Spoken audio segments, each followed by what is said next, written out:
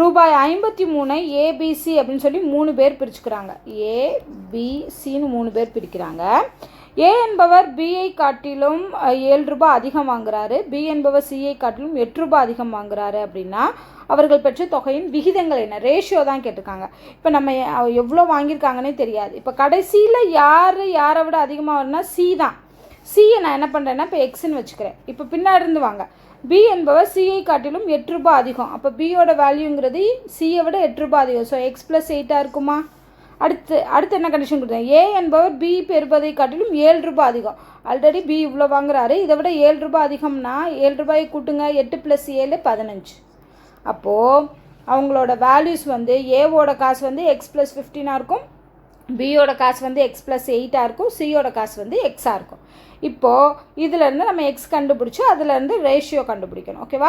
So நான் என்ன பண்ணுறேன், இது எல்லாமே வேல்யூஸ். இந்த 3 பேரோட காசும் கூட்டினோம்னா எவ்வளோ கிடைக்குது, அவங்க கொடுத்த மொத்த ரூபாய் கிடைக்குது 53.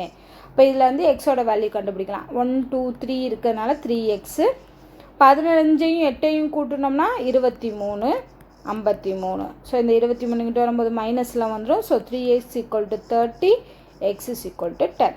இப்போ எக்ஸ் வந்து 10னா சியோட வேல்யூ என்ன 10, இங்கே வந்து 10 + 8 18, 10 + 15 25. ஸோ உங்களோட வேல்யூ வந்து 25 18 10. இதை நார்மலாக செய்கிறது. இப்போ இதுக்கே ஷார்ட்கட் மெத்தட் யூஸ் பண்ணலாமா? ரொம்ப ஈஸியாக யூஸ் பண்ணலாம். இவங்க கொடுத்துருக்க கண்டிஷன் பாருங்கள், சியை விட பி வந்து 8 ரூபாய் அதிகம். ஸோ இங்கே சியோட காசுனா இதை விட 8 ரூபாய் கூட்டினோம்னா 9 வருமா? இல்லை. அப்போ இது தப்பு. இங்கே பாருங்கள், 10ஓட 8 கூட்டினோம்னா 18ன்னு வரும். ஆனால் இங்கே அப்படி இல்லை. அதே மாதிரி 30ஓட 8 கூட்டினோம்னா 38 இது இல்லை. ஸோ அப்போ ஃபஸ்ட்டு கண்டிஷன்லேயே எது கரெக்டாக வருது, இதுதான் கரெக்டாக வருது. ஏன்னா சியை விட 8 ரூபாய் அதிகம் பி, அதனால் 18. இதை விட 7 ரூபாய் அதிகம், அதை கூட்டினோம்னா 25. அப்போது இந்த கண்டிஷன் ஆப்ஷன் பிக்கு மட்டும்தான் கரெக்டாக வருது. ஸோ அப்போ நம்ம பியை மட்டுமே சூஸ் பண்ணிவிட்டு போயிடலாம். வேறு எதுவுமே நம்ம செக் பண்ணணும், இந்த ஈக்குவேஷன் இந்த கால்குலேஷன்லாம் தேவையே கிடையாது. நம்ம ஷார்ட்கட் மெத்தடை வச்சு ஆன்சர் ஃபைண்ட் அவுட் பண்ணிடலாம்.